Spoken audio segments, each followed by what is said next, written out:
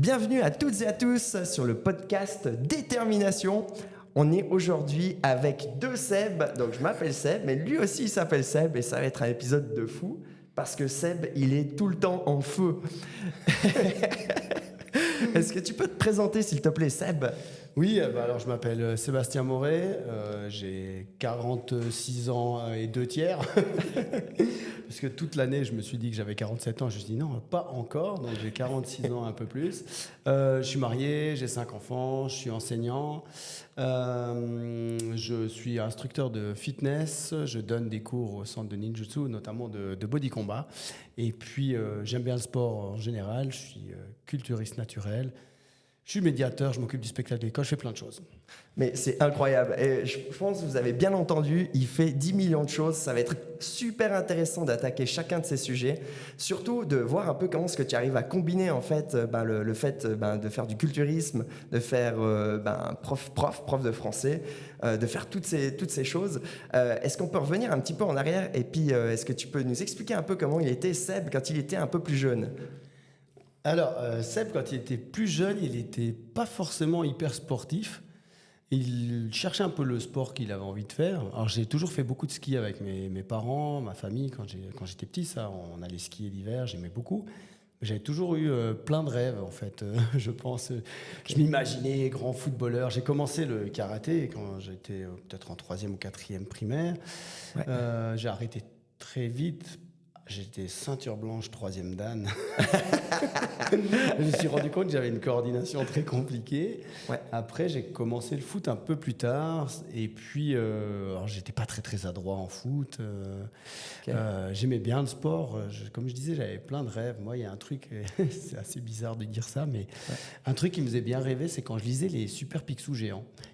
Ouais, ok. C'était les histoires de Donald. Ouais, c'est clair. Donald qui pouvait vivre dans la forêt ou qui pouvait être champion de Formule 1. Et je pense que c'est un des côtés que j'ai gardé en moi depuis tout petit. Ce côté de, voilà, peu importe, tu peux être qui tu veux. Et puis ça, je pense que je l'ai gardé des Super Picsou. J'ai beaucoup réfléchi à ça cette année. Et je me suis dit, mais d'où ça vient ce truc ? Je dis, bon, c'est bizarre de dire que ça vient des Super Picsou. Mais oui, ouais, je pense réellement que ça vient d'un peu de ça. Ouais. Ok, excellent. Et puis là, tu as commencé le foot. Je pense, tu faisais quoi tu jouais dans quelle équipe ? Tu faisais quoi comme entraînement ? Moi, alors, j'ai commencé à jouer dans une équipe où j'étais déjà le plus vieux au départ pour voir dans quel... Enfin, j'ai eu une première frustration parce que j'ai essayé de jouer à Sion vu que c'était à côté de la maison. Ouais. Et puis, après 2 semaines, ils ont dit à mes parents que j'étais gentil. Mais j'avais réellement pas trop de potentiel footballistique. Ah, tu t'es senti comment quand ils ont dit ça ? C'était un peu violent, hein. C'était un petit peu violent. Ouais, en plus, il y avait 3 Sebs dans l'équipe. Ce qui est génial, c'est qu'il y en a un qui a fini joueur pro quand même. Ok. C'est assez drôle, je le connais maintenant. Depuis qu'on ne s'est pas revus pendant des années. Puis c'est assez génial de se dire qu'on a joué un tout petit moment ensemble. Et puis que moi, après, je suis parti jouer à Châteauneuf. Okay. Quand je suis arrivé à Châteauneuf, mais je pense que je devais avoir 10 ou 11 ans, je suis arrivé dans une équipe où j'étais le plus vieux parce que d'abord, ils voulaient évaluer mon niveau. Alors, j'étais pas très bon techniquement, j'avais pas vraiment de sens de jeu, j'étais pas très bon physiquement. Ok. Tu te sentais comment dans la tête en plus quand tu... Ah, mais moi j'adorais ça. Donc, ah, ok, t'étais à fond, toi t'étais à fond quoi. Moi j'étais à fond, j'étais maladroit, mais j'étais à fond. Et ça, c'est ce que j'ai toujours gardé, c'est ce qui m'a aidé à un moment donné. Après, j'étais probablement un peu trop mou du genou aussi au niveau des contacts quand j'ai commencé le foot. Ouais. Et puis, dans le foot, ça a assez vite évolué parce que je pense qu'à l'âge de 13-14 ans, 13 ans je pense, il y a une équipe au-dessus, qui était en junior C, ils n'avaient plus assez de joueurs. Ouais. Donc, ils étaient 11 dans le contingent, ils jouaient déjà à 11, il leur manquait 2 joueurs pour jouer le 2e tour. Ils sont allés prendre les 2 pas meilleurs, les 2 moins mauvais de l'équipe en dessous. Ok. Et puis, j'en ai fait partie. Okay. J'ai pu jouer là.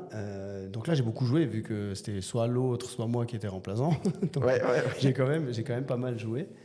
Et puis, à la fin de cette saison-là, on a reçu pour la convocation pour l'année suivante et on a compris qu'en fait, j'avais bouché un trou et que je ne serais pas dans cette équipe-là l'année suivante. Aïe. Ça, tu t'es senti... Ouais, là, c'était très violent. C'est la deuxième chose, quoi. Tu as eu d'abord justement la question, puis après, juste derrière ça, quoi. Ouais, mais alors après, moi, sur le moment, je ne le vivais pas comme ça. C'est juste que tu le prends, tu prends l'impact. Et puis, mon père, là ça, il n'a pas accepté. Ah, ok. Ouais. Parce que ça n'avait pas été dit avec transparence au début, c'est juste pour un tour. Ouais. Voilà, on avait besoin. Et du coup, j'ai su rester dans cette équipe. Ok. Ce qui était très, très chouette. Compliqué aussi parce que j'ai toujours eu, et je lui en ai parlé une fois, j'ai toujours été intimidé par l'entraîneur qu'on a eu pendant de longues années, que je respectais beaucoup. Ouais. Mais la plupart des décisions qu'il prenait, j'avais tendance à les prendre pour moi parce que je me sentais pas du tout légitime dans cette équipe. J'ai beaucoup aimé la saison là juste après parce que j'ai fait une saison de banc où j'étais remplaçant et je rentrais que de temps en temps parce que forcément ils n'ont pas eu le choix de me garder et ils avaient des joueurs nettement meilleurs que moi. Et c'est la saison où j'ai le plus progressé en fait. Parce que je me suis rendu compte qu'il fallait que physiquement, techniquement, j'allais pas devenir bon du jour au lendemain. Il fallait que physiquement il y ait quelque chose qui se passe. Et puis là j'ai commencé à courir avec un gars qui faisait de l'athlétisme, qui était dans l'équipe de foot. J'ai essayé de le suivre. Et puis, petit à petit, c'est l'aspect physique qui fait que j'ai joué. Tu tenais physiquement. Voilà, je tenais physiquement. Après, j'ai eu une blessure une année aussi, à peu près à cet âge-là, à 14 ans, où j'ai eu des fractures d'usure au niveau du cartilage sur les genoux.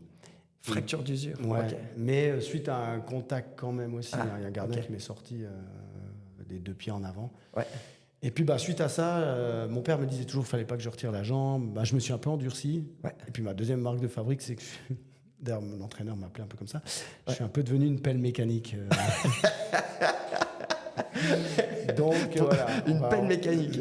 Ouais, on va dire que dans le jeu, je jouais défenseur central. Ouais. Pas tout de suite, mais après j'ai joué défenseur central. Ouais. Et puis là, j'ai un gros impact physique. Ouais, on va dire ça comme ça. Très bon de la tête. Ouais. Et oui, je peux le dire, très bon de la tête. J'ai aucun mérite à être devenu très bon de la tête. Je vais vous dire pourquoi. J'ai aucun mérite à devenir très très bon de la tête. Ouais.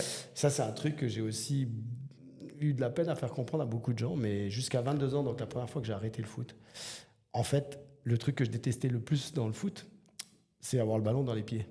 Okay. Ça me stressait à fond. J'avais peur de faire une mauvaise passe. Ouais. Les gens à qui je disais ça me disaient que ça ne se voyait pas du tout. Quand j'ai dit ça 10 ans après, les gens me disaient mais ça s'est jamais vu. Okay. Mais en fait, je détestais ça. Okay. Donc je suis devenu très bon de la tête parce que voilà, c'était. Tu pouvais vite balancer le ballon. Tu pouvais. Et je suis devenu très bon sur l'homme aussi parce que voilà, c'est cet élément-là qui fait qu'à un moment donné, je suis devenu performant dans le foot, entre guillemets, performant, au moins sur le poste sur lequel je jouais. Ok, excellent. Puis du coup, cette confiance en soi, je pense qu'elle était un petit peu basse, vu que tu disais que quand tu avais le ballon, est-ce que ça se voyait dans la vie de tous les jours, ou bien quand tu étais petit, ou bien c'est... Alors, je ne sais pas si ça se voyait, parce que... Ou bien, comment tu le sentais ? J'ai toujours été un petit peu grande gueule, je pense, quand j'étais ado. Ok. Mais parce que j'avais pas du tout confiance en moi. D'ailleurs, je dis à mes élèves à l'école que quand j'avais leur âge, donc à peu près 15 ans, entre 15 et 17 ans, j'avais la confiance en moi d'un abricot sec. Donc, c'est une phrase qui veut strictement rien dire, mais c'est le niveau de ma confiance en moi. Pour moi, elle voulait rien dire. Après, c'est beaucoup lié à peut-être des relations, pas amoureuses, mais au premier coup de cœur qu'on a, et puis aux premières filles qui se moquent un peu de nous, quand on arrive au cycle, et puis qu'on fait une petite promenade d'automne, puis qu'il y a 5 ou 6 filles qui sont toutes gentilles avec nous, puis qui font comme si elles sont charmées, et tout, puis que le lendemain, on se rend compte qu'en fait, il n'y en avait qu'une, et puis que les autres, elles se sont toutes moquées de nous. Ça a influencé ma confiance en moi par rapport aux relations avec les autres, de manière générale, je pense, jusqu'à ce que je rencontre mon épouse, et puis jusqu'à ce que je me détache complètement de ça. Ça a mis du temps. Ouais. Ok. Et du coup, après, comment est-ce que tu arrives après prof de français ? Comment est-ce que tu arrives médiateur ? Comment t'es arrivé jusque-là à partir de... Il y a plein de trucs. Ouais. Il y a plein de trucs. Non, ma confiance en moi, je l'ai travaillé sur énormément de choses. Ok. Si je pouvais me mettre en scène, entre guillemets, un petit peu, je le faisais. Ouais. J'ai été speaker dans des clubs de basket devant 500 personnes avec un copain alors qu'on avait 14 ans. Tu faisais ça pour le travailler, la confiance, ou bien tu faisais ça parce que... Mon père avait besoin d'un speaker, puis ça m'a énormément aidé. C'est des trucs qui m'ont énormément aidé. Ouais, excellent. Et puis, je savais que je voulais faire soit le métier de mon père, soit le métier de ma mère. Ouais. Quand j'étais plus jeune, le métier de policier me plaisait bien, le métier d'enseignant me plaisait bien. Et puis, je suis devenu enseignant. Ouais. Et voilà, vu que j'ai toujours fait, et je pense que c'est un excellent moyen, je le dis à beaucoup de mes élèves et à toutes les personnes qui sont autour de moi, c'est un des bons moyens pour avoir confiance en soi, c'est de faire comme si tu as confiance en soi. Ouais, Comme absolument. confiance en toi. Et au bout d'un moment, à force de faire comme si, on gagne des centimètres, qui deviennent au bout d'un moment des mètres, qui fait qu'à un moment donné, quand tu dis ça à des élèves ou à des personnes autour de toi que tu n'avais pas du tout confiance en toi, puis qui regardent où t'en es de ta confiance en toi maintenant, ils comprennent pas trop le décalage. Mais c'est vrai, parce que là, on te voit, t'as la crête, t'as des muscles de partout et tout. Enfin, on sent que t'as la confiance, tu vois, mais on peut pas se rendre compte de tout le travail que t'as fait, tu vois. Alors ça, c'est un truc, ça a énormément aidé Ok. pour la confiance en moi. Ok. Parce que j'ai commencé à faire des coupes bizarres. Déjà, suite à un pari à la fin de la deuxième du cycle, en fonction d'un résultat scolaire que j'aurais ou j'aurais pas, je devais me raser si j'avais le résultat scolaire que j'espérais. Ok. Malheureusement, j'ai eu ce résultat scolaire, mais en fait, heureusement, du coup, je me suis rasé le crâne. Ok. Après, moi, j'ai jamais aimé faire comme tout le monde. Pas parce que je trouve que c'est pas bien, mais parce que j'avais envie d'être moi puis de trouver qui j'étais. Et déjà au cycle, je m'habillais complètement différemment de maintenant et complètement différemment de tout le monde. Donc au cycle, j'avais un blazer, j'étais plutôt bien habillé. Ok. J'ai mis mes premiers jeans, je pense, j'avais 20 ans. Ok. Parce que je voulais pas rentrer dans il faut faire comme tout le monde. Ah, c'est C'est ça. probablement probablement lié à l'éducation aussi. Mon père il me disait voilà, que c'était important d'oser affirmer qui on était. C'est génial. Et puis ça c'est m'a fou, ça quoi. m'a ça m'a beaucoup ça m'a beaucoup aidé ça pour avancer sur le chemin de la confiance en moi. Et du coup les cheveux aussi. Ouais. Parce qu'après je suis parti sur des couleurs de cheveux, je suis parti sur des lettres dans les cheveux très vite. J'avais fait je le trouvais joli, je savais pas ce que ça représentait à l'époque, mais j'avais fait le X de Malcolm X, Excellent. j'avais fait des lettres dans les cheveux en couleur, j'ai fait plein de trucs. Quand j'étais au collège, je m'habillais de manière un peu aléatoire. Ouais. C'est-à-dire que j'avais un blazer, j'avais un peace and love en envers parce que j'étais un gros rebelle, ou bien j'avais une cravate qui venait jusqu'ici, mais une non. autre cravate, il était là. J'avais des lunettes médicales, j'avais cassé une branche, j'ai continué de mettre avec une seule branche. Mais, et puis enfin, comment ça se passait, les gens autour de toi? Mais en fait, je m'en fichais un peu de ce que pensaient les gens. C'était vraiment plus pour... Ça, c'est trop bien, le détachement, quoi. Ouais. Et d'ailleurs, les cheveux, c'était intéressant parce qu'au début, les gens te regardent un peu quand tu as 15 ans, comme ça, 16 ans. Ouais. Et puis, très vite, tu t'aperçois plus que les gens y regardent. Alors, si tu le fais pour ça, peut-être que tu t'aperçois, mais moi, je le fais pas pour ça. Je le fais pour être moi et me sentir bien. Je l'ai dit souvent, il y a plein de coupes de cheveux. Alors, moi, maintenant, vu que j'en ai de moins en moins, mais il y a plein de coupes de cheveux qui m'iraient certainement mieux que ça. Ouais. Mais c'est pas moi. Bah exactement, Donc, tu gardes ton identité, quoi. Mais comment tu fais justement pour garder ton identité alors que tu donnes des cours aussi, des cours de français Je les donne en étant moi, en fait. Mais c'est ça. Ouais. Dans tout ce que je fais, j'essaye d'être moi. Les cours de trop body combat, j'amène quelque chose de différent que d'autres profs. D'autres profs sont meilleurs d'un point de vue technique, ont des très bons coachings et tout. Moi, je sais que ma force, c'est d'être à fond. C'est d'amener aussi ma joie de vivre et puis mon côté motivation pour les gens, mais parce que c'est ma motivation à moi. Moi, de voir des gens qui viennent suivre un cours parce que je suis là, je leur donne le cours. Ils viennent pas pour moi, mais je veux dire de voir qu'ils se sont déplacés pour suivre un cours. Ça me met la patate. Peu importe l'état dans lequel j'arrive, au moment où j'arrive, j'appuie sur un bouton. Des fois, les gens, ils te disent « Ah, t'as l'air fatigué aujourd'hui » ou « t'es tout calme ». Je dis « Oui, parce que là, je ne suis pas appuyé sur play. » Et il n'y a pas de transition. Il n'y a pas de transition. Ça passe de éteint à fond, sans autre. Incroyable. Tout le temps.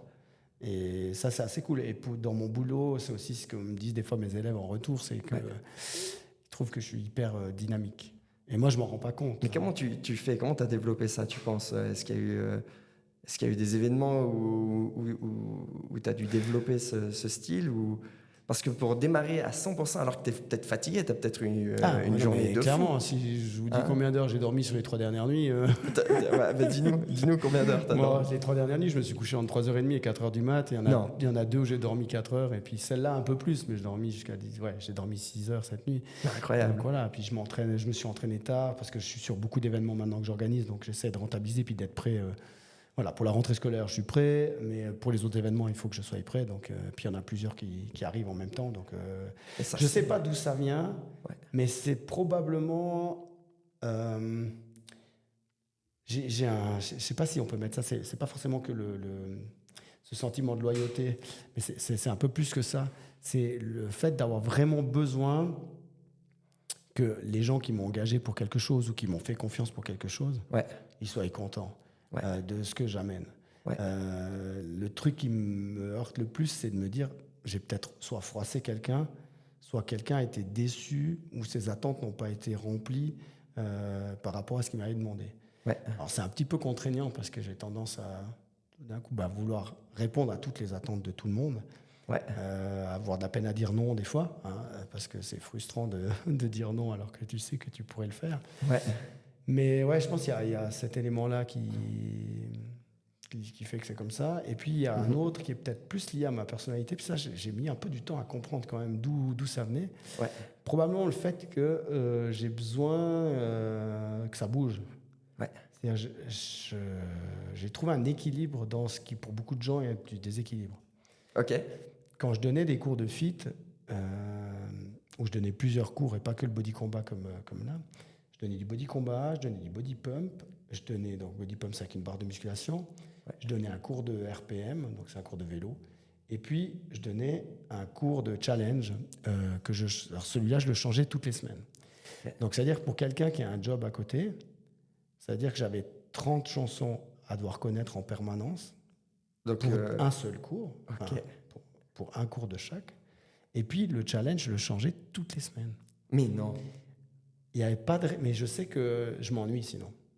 Ouais. Il y a un côté de moi qui s'ennuie, ou il y a un côté de moi qui a l'impression que j'ai besoin d'avoir l'impression que ça se renouvelle tout le temps. Ouais. Pas forcément que pour moi, parce que moi je m'éclate, mais pour les gens. Ouais. Et dans mes cours, c'est la même chose. Je fais beaucoup de choses différentes dans l'école. Ouais. Donc je m'occupe de l'étude, je suis médiateur, je m'occupe de la prévention dans l'école. On est toutes des équipes, hein, mais je fais partie de ces équipes-là. Je m'occupe du spectacle depuis une vingtaine d'années. Oui. Je donne des cours de français, des cours d'approche du monde du travail. Pourquoi ?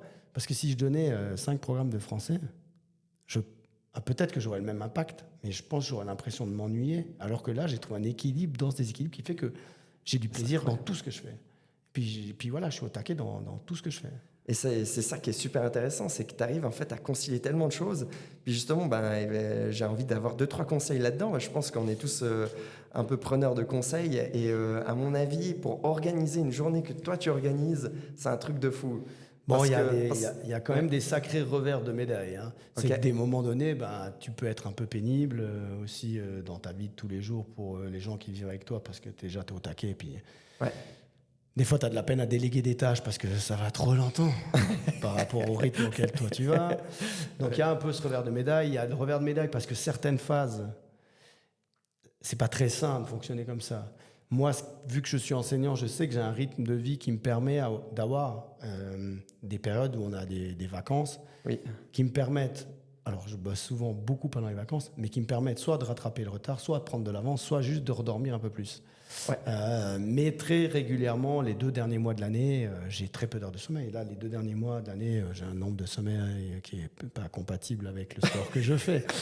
Et du coup, je gratte un peu le temps là-dessus. Mais pour organiser un petit peu, pour structurer, par exemple, tu fais comment dans une journée pour tout concilier ça, quoi. Donc, tout ce que tu viens de me dire, en plus, chaque minute, elle peut être rentabilisée. Ouais, c'est ça. Ouais, ça veut dire que c'est trop juste. Là, pour venir chez toi, ce que j'ai fait en venant, d'ailleurs, tu as vu, j'étais au téléphone. J'étais avec un des artistes du festival pour discuter d'un sketch, pour voir comment on allait le faire. Voilà, je rentabilise ces moments-là. Dès que je peux faire un appel quand je suis en voiture, je fais l'appel quand je suis en voiture, quand je me déplace. Donc par Bluetooth, bien sûr. Mais comme ça, c'est pas un temps qui est perdu. C'est ça. Parfois, je l'utilise aussi pour faire de la respiration en descendant de chez moi. Je fais 3 minutes de respiration juste en descendant en voiture. Pourquoi tu fais de la respiration Justement pour être plus calme. Tu sais, quand tu as les moments où tu as l'impression que tu es un peu oppressé, faire un peu de cohérence cardiaque. Excellent, la cohérence cardiaque. Des fois, je le faisais systématiquement le matin et le soir. Là, vu que c'est un peu plus une période entre guillemets calme, vu que c'est des vacances, j'ai un peu moins besoin de le faire, même si dans l'absolu, elles sont pas très calmes et qu'il y a beaucoup de jobs. C'est clair. Donc ça c'est pour organiser ça, pour moi, ce qui est important, c'est que ce que j'ai voulu faire soit fait. Donc, ça peut être difficile des fois pour la famille ou ça peut être difficile pour les gens qui bossent avec toi. Parce que la notion de temps, pour moi, elle disparaît. C'est-à-dire que je suis capable, un jour où je dois vraiment beaucoup bosser, d'être à la maison. Ouais. Alors, fini mon petit déjeuner, si c'est une journée, même un samedi ou un dimanche, de commencer à bosser, Ouais. de m'arrêter parce qu'il faut aller manger, de me rasseoir, de rebosser, de m'arrêter parce qu'il faut aller souper, puis de rebosser, puis après d'aller me coucher quand c'est tard. Ouais. De bosser, tac, de dire voilà, je suis là, je fais tout ce que j'ai à faire, puis quand c'est fini, c'est fini. C'est ça.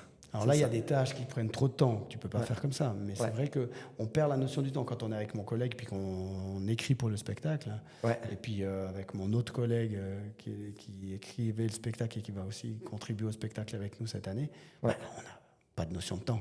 Quand on s'y met, et puis on avance jusqu'à ce qu'on soit dans un état de fatigue un peu trop avancé pour être productif. Puis c'est assez incroyable parce que là, tu organises vraiment un spectacle de fou.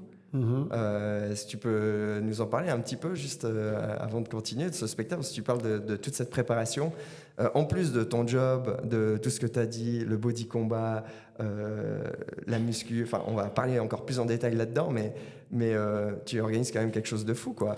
Oui, oui. Alors j'organise un festival de talents valaisans parce qu'il y a deux choses. J'organise le spectacle de l'école avec des collègues depuis plus de longues années. Ça, c'est ponctuel. Ça prend beaucoup de temps, qui est un temps qui est hyper enrichissant où tu découvres tu vois les gens sous d'autres facettes et puis c'est du pur bonheur. Ouais. Et puis ce festival de talents valaisans, il est là en gros pour financer une partie de mes saisons et puis pour mettre en scène des gens pour que les gens aient la possibilité d'exprimer un peu leur talent. Et puis, dans ce cadre-là, cette année, ce que j'ai fait, c'est que j'ai engagé Anthony Trice, qui est un chanteur qui a déjà fait 2 fois The Voice en France. Et puis, j'ai engagé Franck Leboeuf et sa troupe, la troupe d'Ali Vardar, qui a écrit la pièce. Ils sont 4 acteurs à venir jouer une pièce de théâtre en fin de festival, comme tête d'affiche, en fait. Ouais. Du coup, les gens, ils auront la possibilité de découvrir des jeunes talents. Ouais. Des moins jeunes talents aussi, parce qu'il n'y a pas forcément l'âge n'est pas forcément un critère. Ouais. Et puis d'avoir des talents qui sont déjà un peu plus reconnus aussi au niveau même international, puisque c'est quand même des gens qui. Mais c'est fou, Franck Leboeuf, sa pièce là, la pièce Hernie Fiscale, elle tourne à Paris. Ils ont déjà tourné l'année passée, ils tournent encore en 2024-2025. Ouais. Elle marche à fond. Donc voilà, c'est pas un petit truc. À fond. Et puis tu me disais aussi que avant d'aller donner tes cours, tu faisais déjà aussi des appels, enfin tu essaies de tout faire ça autour de ton job alors que tu organises tout de A à Z, c'est juste? Oui. Alors en 2022, quand j'ai fait le premier, j'ai tout fait depuis ma voiture. J'ai contacté tous les artistes, j'ai tout fait depuis ma voiture.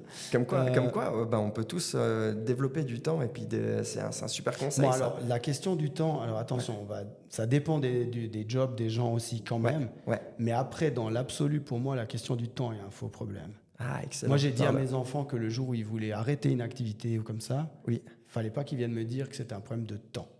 Ouais. Ça peut être un problème d'envie, de motivation, c'est tout à fait possible d'entendre, de goûts qui ont changé, ok, mais pas venir avec le problème du temps. Ça, c'est super intéressant parce que chez beaucoup de monde, on peut avoir cette notion qui est du temps, qui est super compliqué. Vu que je suis enseignant, c'est ce qu'on me dit. Des fois, les gens ils disent « Ouais, mais toi, t'es enseignant, t'as des vacances, t'as ci, t'as ça. » Moi, j'ai envie de faire des fois un vie ma vie. Parce que, concrètement, là, je suis en vacances. Je crée mon événement. Ouais. Concrètement, je peux te compter sur les doigts d'une main le nombre de fois que j'ai regardé la télévision cet été. Ouais. Parce que voilà, c'est des choix. Et je dis pas que c'est un problème de passer beaucoup de temps devant la télé. Si on regarde le bien-être numérique des gens, beaucoup de gens passent 3, 4, 5 heures sans s'en rendre compte sur leur téléphone, sur la télé. C'est vrai. Moi, quand je finis le job, je fais d'autres jobs. Et puis voilà, j'ai beaucoup de plaisir avec ça. J'essaie de ménager aussi la vie de famille en allant voir les activités sportives des enfants, ou en allant me balader, ou en faisant des choses avec eux. Là, ils sont un peu plus grands, donc ils sont aussi des fois un peu plus loin. Ouais. Mais c'est vrai que le temps, c'est un faux problème. C'est la question de... Qu'est-ce qui est important pour nous quand on trouve pourquoi on trouve le temps? C'est vrai. Pendant toute l'année, c'était l'année d'avant. L'année passée, ça a marché à peu près jusqu'à Noël. Mais l'année d'avant, je m'entraînais tous les matins. J'allais m'entraîner à 6 heures. Voilà, ces temps-là que je bosse beaucoup pour le festival, je vais m'entraîner des fois à 23 heures. Je finis mon entraînement à 1h du mat'. Tu finis l'entraînement à 1h du matin. Ouais, des fois, ça, c'est un truc de fou, quoi. Soit le matin à 6h du matin, soit des fois à 11h le soir, minuit le soir. J'ai même eu fait plus tard, mais bon, ça, c'était pas une très bonne idée. Mais... Non, mais tu places ton entraînement coûte que coûte. L'entraînement est devenu une priorité, quoi. C'est une priorité. C'est fou, quoi. Justement, cette priorité par rapport à, je pense, ton rêve ou comme ça, Est-ce que tu peux nous en parler aussi un petit peu ou bien? Oui, alors je peux en parler un petit peu. Ouais. Je suis parti donc en culturisme naturel il y a, je dirais, c'est devenu de l'idée du culturisme naturel en 2019. Ouais. En fait, ça fait depuis 2001 que je donne des cours de fitness. Et Ouais. j'ai toujours bien aimé dire que dans les fitness où je bossais, il n'y avait pas de salle de musculation. Parce Ok. que j'avais des a priori terribles sur la musculation. Ah ouais, ouais. J'avais déjà dit que je ne ferais jamais de fitness. Voilà. Finalement, ça fait plus de 23 ans que je donne des cours de fit, donc peut-être jamais dire jamais, c'est peut-être une bonne idée. C'est ça. Puis après, pendant 15 ans, j'ai dit que moi, non, je ne ferai pas de muscu. Puis en 2016, dans un module avancé pour être instructeur élite dans un cours de body pump, Ouais. sur une évaluation, on m'a bien évalué sur à peu près tout, puis on m'a dit que j'étais esthétiquement pas assez en phase avec l'essence du programme. C'est-à-dire, en gros, j'étais pas assez carré, pas assez musclé, voilà. J'avais un peu des poignées d'amour, et puis moi je me trouve tout à fait normal, hein, Ouais. ça allait très bien. T'as fait un petit. En tu fait, t'es quand senti ouais. j'ai appris d'abord que j'avais pas réussi le module, que je restais, ok. que je restais au module au niveau que j'avais, Mhm. qui était déjà un niveau avancé, donc c'était plutôt cool. Oui. Mais sur le moment, j'étais déçu parce qu'il m'a tellement mis en avant tous les changements que je comprenais pas. Puis quand j'ai reçu l'évaluation, puis que j'ai vu cette ligne-là, j'ai dit, parce que dans ma tête, je m'étais dit, bon, c'est bon, j'arrête, j'ai tout changé dans ma façon d'enseigner, c'est pas possible que je l'aille pas. Ouais. Puis quand j'ai vu que c'était juste un problème physique, je me suis dit, oh, c'est que ça. Mais ça, c'est un truc sur lequel j'ai une emprise. Et puis dans l'absolu, c'est vrai que je comprenais sans forcément comprendre. Mais du coup, j'ai fait 6 mois de muscu, que j'ai beaucoup aimé. Je suis allé faire le module suivant. Mais super intéressant quand même, parce que tu aurais pu te dire, c'est n'importe quoi ce qu'ils disent, je laisse tout tomber. Puis Ah toi, ouais, tu je t'es le dit, voulais. toi, tu t'es dit, c'est un moteur en fait. Je le voulais, ce papier. Tu voulais, mais ouais, mais de nouveau, parce t'as que je la me niaque sentais pour- pas légitime. Parce qu'en Ouais. fait, je suis passé par une petite porte pour rentrer dans la filière Les Smiths. Ah ouais. Je suis rentré par les cours collectifs, alors que la plupart des gens doivent faire une filière de formation un peu différente. Mais moi, j'étais à l'Uni à ce moment-là, donc je pouvais pas tout faire. Puis j'ai commencé par donner un cours. Ouais. Puis c'est pour ça que je suis toujours allé beaucoup aux formations continues, pour avoir un peu cette légitimité. Puis ce papier, c'était pour moi la légitimité ultime, de dire, voilà, peu importe que j'avais pas fait ce que d'autres ont fait avant, pour ces cours-là, je suis légitime. Ouais. Donc et puis il y avait aussi l'envie de pouvoir donner un cours une fois à Genève avec plein de monde, avec plein d'instructeurs, parce que c'est aussi un peu la cerise sur le gâteau qu'on a. Donc là, j'ai eu la possibilité de donner, il y avait 130 ou 140 personnes, donc Trop bien. c'était vraiment cool. Mais c'est vrai que sur le moment, quand j'ai compris la raison, ça a été un soulagement, Ok. parce qu'il y avait une solution à ça. C'est fou ça. Il y avait Ouais, une solution, c'est toute incroyable. bête. Et à savoir que ça fait mal, ce genre de remarques. Mais quand Mais j'ai dû bien me sûr. choisir un coach mental, j'ai choisi ce gars-là. Hein. Alors explique un petit peu là. T'as dû choisir un coach mental. Pourquoi t'as dû?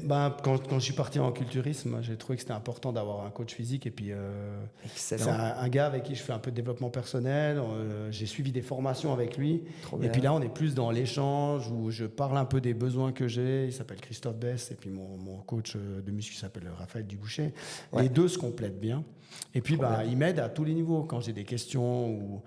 c'est un peu, entre guillemets, comme si tu vas chez je vais pas dire chez un psy, mais c'est juste que je peux tout déballer en disant, voilà, là, j'aurais besoin de ça, ou ça me fait souci, qu'est-ce que t'en penses? Et puis, il me donne des solutions, on discute. Ouais. Enfin, on discute, et c'est hyper intéressant, j'aime vraiment beaucoup. Et je suis allé vers ce gars parce que Ouais.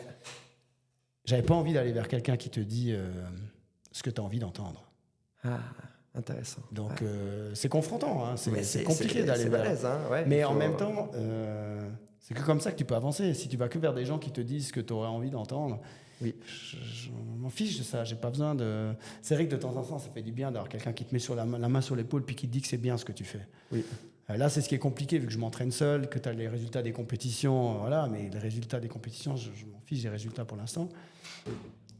C'est compliqué. Donc, Et c'est intéressant aussi que tu t'es entouré de gens en fait. Très souvent, on pourrait se dire je démarre tout seul, tu vois. ouais. Et puis là, tu t'es dit je m'entoure de gens. Mais ça, c'est une qualité, quoi. C'est un conseil que je donne à beaucoup de monde. C'est Ouais, pour gagner c'est- du temps. Pour gagner du temps, pour être efficace, pour être efficient, Ah, il c'est faut ça, s'entourer c'est des ça. meilleurs. Donc, je me suis entouré de. Christophe Bess, c'est un gars qui est très très haut dans la chaîne Les Smiths, donc dans le monde de la formation en fitness, et qui est allé très loin aussi dans Il était directeur européen pour un groupe de défense qui s'appelle, qui est monté par Jim Wagner, qui est un Américain, qui fait des cours d'autodéfense. Et puis, il est arrivé tout en haut. Et je me suis dit, maintenant, il part un peu dans le développement personnel depuis une dizaine d'années en montant des formations. Je me suis dit, ce mec, il a toujours été tout en haut dans tout. Voilà. Il va mettre son énergie, il sera forcément très, très bon. Et effectivement, ça correspond à ça. Et puis mon autre coach, il est champion du monde 12 fois de culturisme naturel. En plus. Donc c'est un peu le hasard qui fait que je suis arrivé sur lui. Mais c'est vrai qu'on gagne beaucoup de temps. Ouais. Et c'est aussi pour ça que j'aime bien dire aux gens que j'ai dans mon entourage et même à mes élèves en fin d'année, si vous avez besoin à un moment donné d'un conseil, d'une piste ou comme ça, mais n'hésitez pas. Moi, ça me prend des fois 2 minutes. Vu que je suis médiateur, j'ai un réseau énorme. Et puis de savoir où aller chercher une info, c'est cool. Mais on n'a pas toujours quelqu'un qui nous dit moi, je peux te donner des infos. C'est ça. Et puis de pouvoir être une petite banque de données, c'est quand même assez cool. Non, et puis c'est hyper intéressant justement d'aller demander à des gens en fait où est-ce que tu peux aller, comment y aller, et puis de ne pas avoir plutôt d'a priori je demande quelque chose, mais en fait comme je demande quelque chose, je me sens un peu inférieur de demander, j'ose pas demander. Non, parce qu'après c'est des gars que t'engages, donc aussi t'es aussi à l'aise avec ça. Je me suis jamais posé la question. Moi, par exemple, si je reprends dans l'ordre, mais je vais déjà juste dire cet élément-là, mais ce qui m'a plu chez mon coach en culturisme naturel, c'est que c'est un mec qui a une famille, qui a une vie normale, qui est un peu plus âgé que moi, et qui l'a fait. Et on oublie ça, souvent. C'est ça. Que ces gens qui vont tout en haut, c'est des gens comme vous et moi, et qui, à un moment donné, ont atteint des choses parce qu'ils ont travaillé. Et quand j'ai commencé la muscu, parce qu'après les 6 mois de musculation que j'avais fait pour obtenir le papier, honnêtement, à ce moment-là, il n'y a pas eu de déclic. J'ai bien aimé 6 mois, j'ai arrêté, c'est bon, j'ai eu le papier. Vu que je faisais des entraînements, que je continuais de beaucoup m'entraîner, le physique ne changeait pas, mais je ne voyais pas trop le sens. Mais j'avais besoin d'un truc pour moi. Alors j'ai commencé le foot. À 39 ans, c'était la 2e fois que je recommençais. Ok. Ce qui était une idée très étrange quand même. Et j'ai joué 1 année et demie en 3e ligue. Là, c'était incroyable. J'ai adoré, une équipe géniale. Puis là, t'es le vieux. J'ai pas forcément d'attente sur jouer. Donc, t'arrives avec un état d'esprit différent. J'ai reçu beaucoup. C'était vraiment hyper enrichissant. Et après, je sentais quand même que ça prenait trop de temps parce que j'avais commencé à m'entraîner un petit peu plus. Et là, c'est parce que j'ai rencontré un Américain qui était prof de body pump, donc de cours de musculation, celui dans lequel j'ai été certifié élite. Et lui, il publiait tout le temps, tous les jours sur Insta, des entraînements qu'il faisait. J'ai regardé un peu pendant une année, j'ai trouvé que c'était assez cool ce qu'il faisait.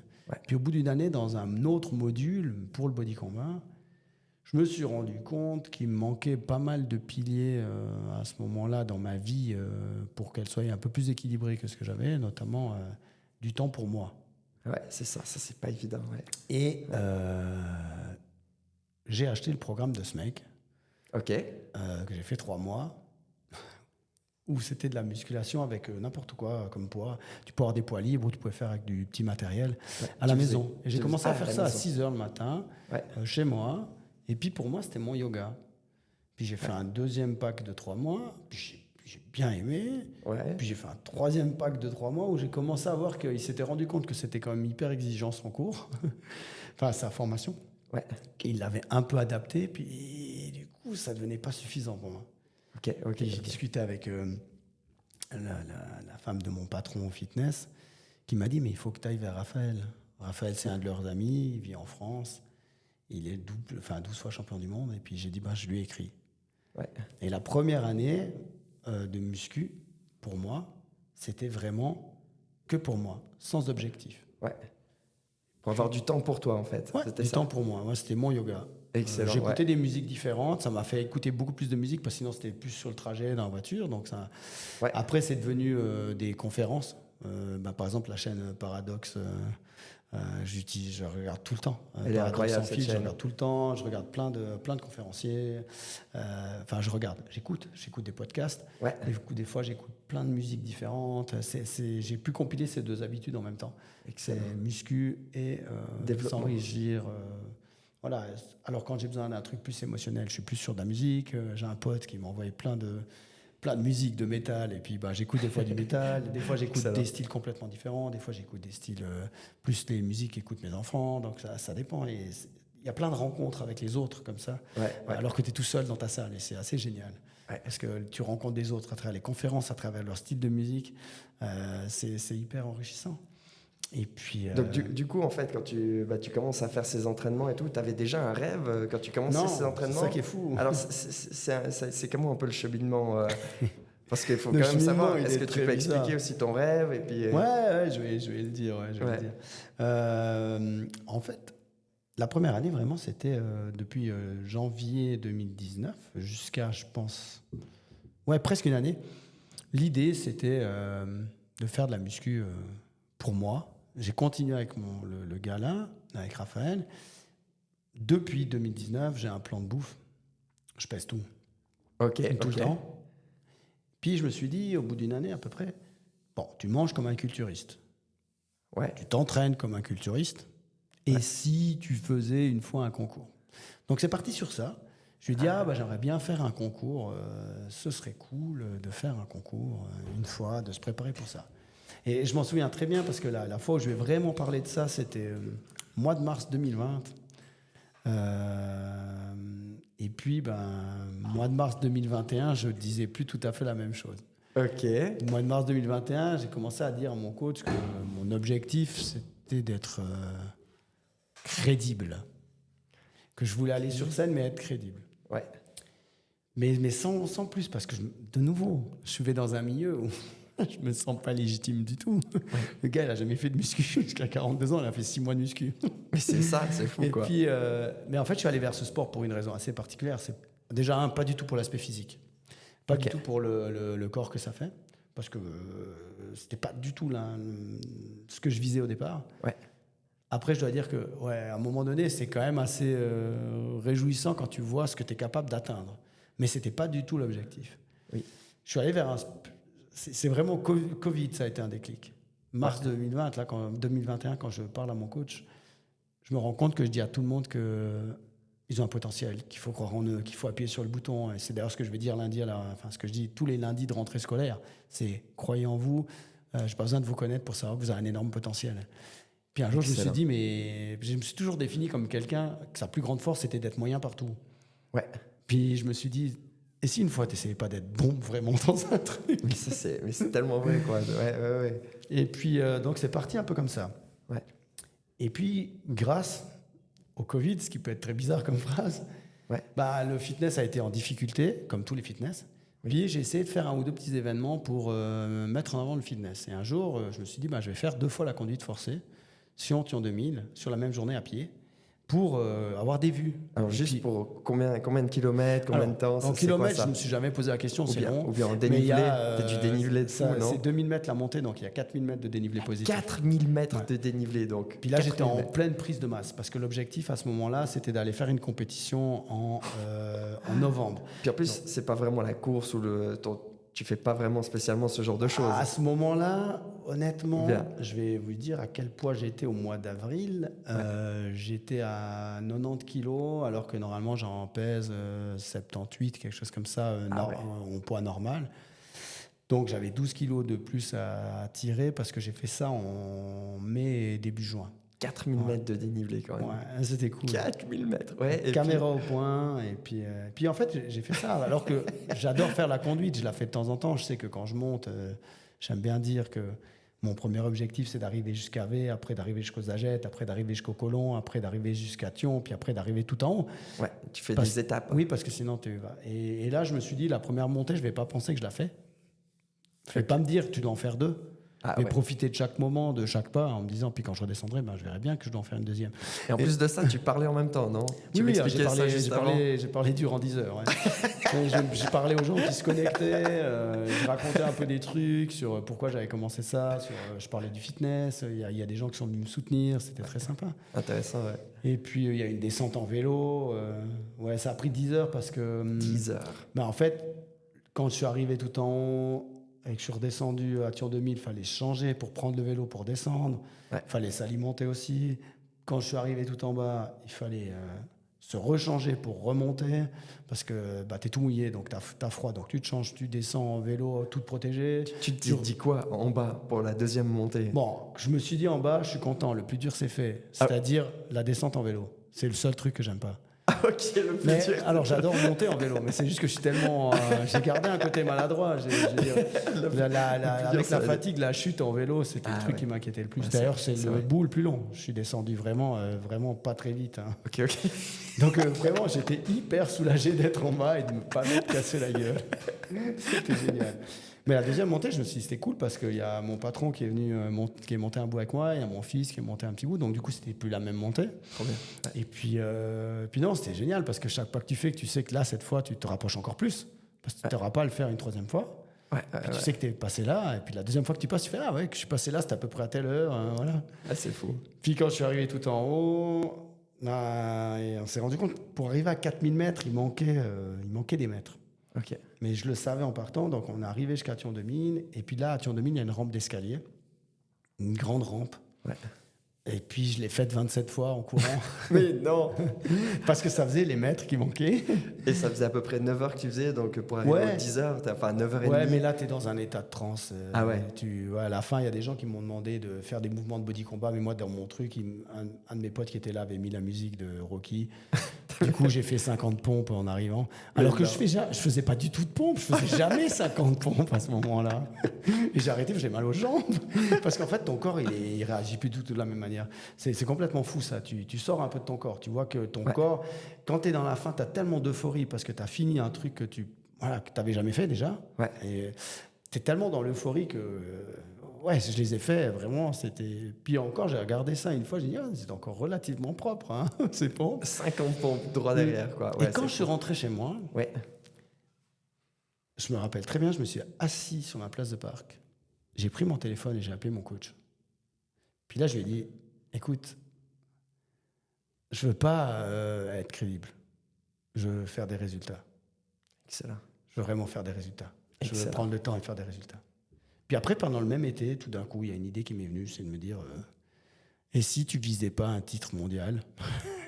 Magnifique. Histoire de se dire, il l'a fait, ça doit être faisable. Ouais. Alors, il manque de la masse musculaire, il manque plein de trucs. Au départ, je m'étais dit qu'il faudrait 5 ans. 3 ans après, je me suis rendu compte qu'il faudrait 5 ans. Donc, en gros, j'ai pas menti. Hein. C'est juste que l'objectif reste le même, et puis voilà. Mais comment tu t'es dit, bah maintenant, je vais essayer de tout donner là-dedans. Enfin, c'est le Mais moment... En plus, venu comme ça. je peux vraiment dire, venu comme ça. Je peux vraiment dire, c'est pas un rêve, en fait. Ok, ouais. C'est un objectif, c'est tout. Ok. C'est pas un rêve, parce que concrètement, que je sois ou pas champion du monde, Ouais. bah déjà, il y a 99% de chances que je ne sois pas. Ouais. Tout ce que j'essaie de mettre en place, c'est là pour me donner la chance de peut-être y arriver. Ouais. Mais que je le sois ou pas, ça changera que dalle. Hein. Ouais. La seule chose que ça changera, c'est que je pourrais me dire ah ouais, cool, je l'ai fait. Par contre, ça a changé énormément de choses avant.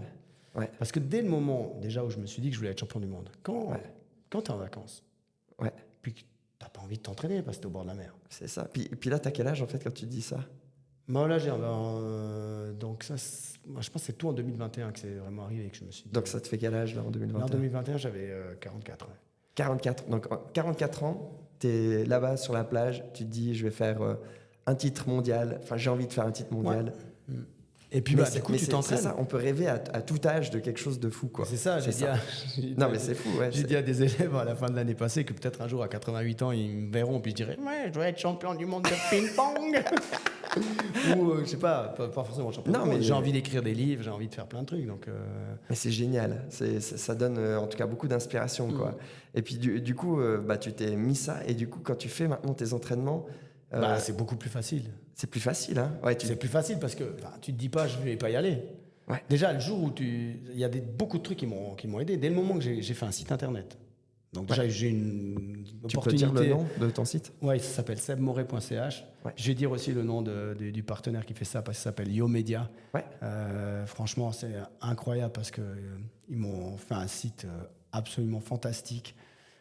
Ouais, je vous le conseille, il est vraiment incroyable. Quoi. Ouais, et puis vraiment, ils sont super sympas. Et puis, c'est vraiment une grosse entreprise qui qui ont fait les sites pour Alinghi et pour la Coupe Américaine. Wow. Donc, je veux te dire que Wow. j'ai eu la chance d'avoir une opportunité parce que voilà, j'ai pas forcément les moyens d'avoir un site comme ça et qu'on m'offre cette opportunité-là. C'est une chance assez géniale d'avoir un partenariat voilà, avec eux. Donc ça, c'est vraiment fantastique. Super. Mais Ouais. du coup, quand sur le site, tu mets un petit peu tes objectifs. Voilà. Bah, tu as besoin d'être crédible. Pour être crédible, tu fais quoi? Tu es obligé d'aller t'entraîner. Tu peux pas dire, moi, je vais être champion du monde, mais il n'y a rien qui se passe. Ouais, c'est ça. Après, bah, comment tu fais? J'ai eu la chance d'avoir un article dans le journal de l'État, même cette année, sur les fonctionnaires qui ont des motivations un peu particulières. Il y a Alain Fournier qui a fait un reportage sur YouTube sur mes objectifs en Excellent culturisme. reportage. Ouais. Puis du coup, bah, je parle de ça. Et à force de le dire, je sais que pour beaucoup de gens, bah, c'est le travail qui doit montrer et tout, mais à un moment donné, il faut arrêter de s'excuser d'être là. Ouais, c'est ça. Le fait de le dire, c'est plus pour moi que pour les autres. Hein. C'est ça. Je m'en fiche. C'est pas pour me montrer. C'est que moi, ça m'engage. C'est ça. Ça m'engage à y aller tous les jours. Ça m'engage à me dire, voilà, c'est devenu un mode de vie où je vais m'entraîner. C'est non négociable. Voilà, ça c'est ça qui est super intéressant en fait dans la discipline, c'est que c'est non négociable. Et puis tu vas le faire. Tu le fais combien de fois? Tu le fais Moi, je le fais tous les jours. tous les Sauf jours. le dimanche, ouais. Donc tous les jours plus tout ce qu'on a parlé avant. Donc c'est un truc de fou. Oui, quoi. mais après, c'est 1h15 ou 1h30 à caler. C'est 1h15. Je compte Au lieu de faire la 1h30 télé, parce que comme j'ai tu du dis. stretching Ouais. et du posing. Ouais. Et c'est 1h15 ou 1h30 qui me fait du bien. Ouais. Quand je le fais le matin en me levant plus tôt, je sais que j'ai fait un truc pour moi la journée. Puis après, je suis complètement dispo pour être pour les autres. C'est vrai que le soir, c'est plus difficile parce que tu te laisses plus vite happer. Alors, j'ai souvent ma musique ou comme ça, et puis tu te laisses plus vite happer par les autres. Parce que j'ai pas de Wi-Fi dans la salle. Ouais.